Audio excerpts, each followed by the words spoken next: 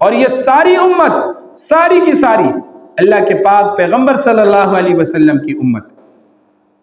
آپ صلی اللہ علیہ وسلم نے فرمایا ایمان اور مسلمان کی مثال تو ایسے ہے کہ جیسے پورے کا پورا جسم، اگر جسم کے اندر ایک جگہ کو تکلیف ہو تو پورے کے پورے جسم اس سے بیدار ہو جاتا ہے، پورے کے پورے جسم میں بے چینی پیدا ہو جاتی ہے، سارے کا سارا جسم اس سے پریشان ہو جاتا ہے۔ پر میں ایک مسلمان کو اگر تکلیف ہو تو سارے کے سارے مسلمان اس کے لیے پریشان، اس کی مشکل کو حل کیا جائے۔ آج ہمارے لیے خصوصاً مسلمانوں کے لیے جو حالات پیدا ہوئے ہیں، اور یہ آج کے نہیں، اگر آپ تاریخی لحاظ سے جائیں گے تو یہ بہت پہلے سے ایک سلسلہ چل رہا ہے۔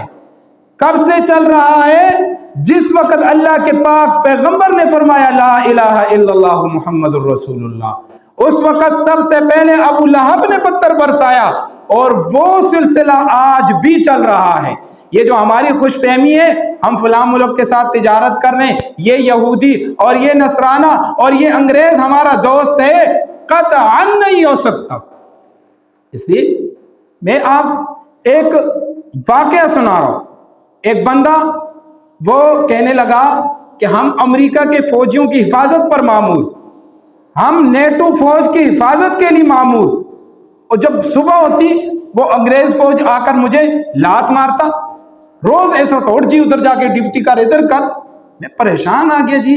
حفاظت ہم ان کی کر رہے ہیں، چوکیدار ہم ان کے بنے ہوئے،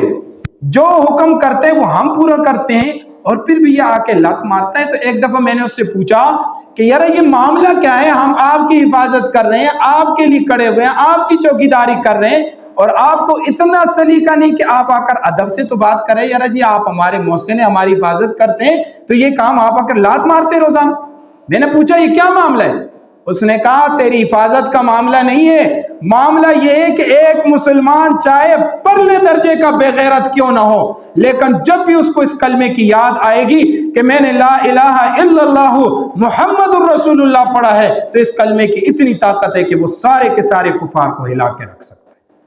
ہمیں تم سے ڈر نہیں ہے، جو کلمہ تم نے پڑھا ہے اس کلمے کو دیکھ کر اگر 100 سال بعد بھی تم جاگے تو تب بھی تم ہمیں نہیں چھوڑو۔ تو یہ کلمہ طاقت والا کلمہ ہے، یہ مسلمان کی سب سے بڑی طاقت ہے، سب سے بڑا ہتھیار ہے کہ اس کلمے پر ایمان ہو تو کوئی کچھ نہیں کر سکتا۔ آج اگر مسلمان کہیں پر بھی پریشان ہو، کہیں پر ایک مسلمان کو ستایا جا رہا ہے تو وہ اس کلمے کی وجہ سے، یہ تو ہم نے بنائے ہوئے، وہ جی فلسطین والے اپنے ملک کے لیے لڑ رہے ہیں، کشمیر والے اپنے ملک کے لیے لڑ رہے ہیں، سعودیہ والے اپنے ملک کے لیے لڑ رہے ہیں، پاکستان والے اپنے ملک کے لیے لڑ رہے ہیں۔ ارے آپ یہ تو سوچیں، یہ سارے ملک اگر اپنے ملک کے لیے لڑ رہے ہیں، یہ سارے ملک، تو یہ کیوں لڑ رہے ہیں؟ ان کے اوپر کفار کیوں حملہ کرنا چاہتا ہے؟ وہ خزانہ، وہ طاقت کہ یہاں ان ممالک کے رہنے والوں کے دلوں میں کلمہ ہے۔